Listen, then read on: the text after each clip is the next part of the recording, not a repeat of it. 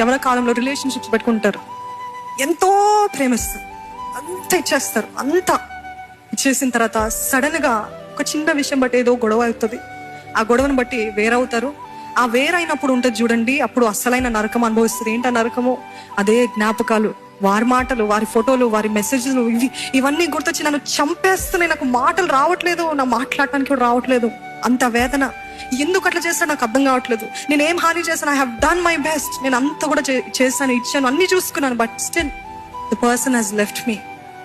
I'm telling you, even in your worst heart break, even if you're in the worst heart break, come to Jesus, come to God. దేవుని దగ్గరికి రండి. ఆయన ఏ మాత్రము త్రోసివేయడండి. ఆయన దగ్గర ఉన్న మంచి గుణం ఏంటి తెలుసా?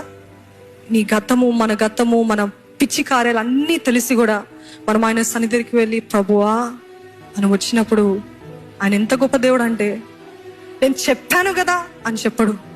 రా నా బిడ్డ, నేను నిన్ను అంగీకరిస్తా, ఐ లవ్ యూ అని చెప్పే దేవుడు అండి. అంత గొప్ప ప్రేమ మన దేవుంది.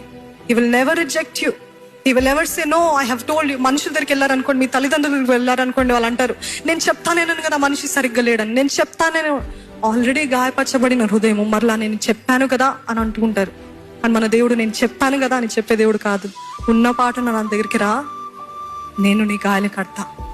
ఉన్న పాటున నా దగ్గరికి రా, నేను నిన్ను రెస్టోర్ చేస్తా. ఉన్న పాటున నువ్వు నా దగ్గరికి రా, ఏ ప్రేమ అయితే పోగొట్టుకున్నా దానికి 1000 అంతలు నేను ఇస్తాను అంటున్నాడండి. హల్లెలూయా. Come to Jesus. దేవుని దగ్గరికి వస్తే ఆయన ప్రతిదీ కూడా బాగు చేయగలిగిన దేవుడు, రెస్టోర్ చేయగలిగిన దేవుడు.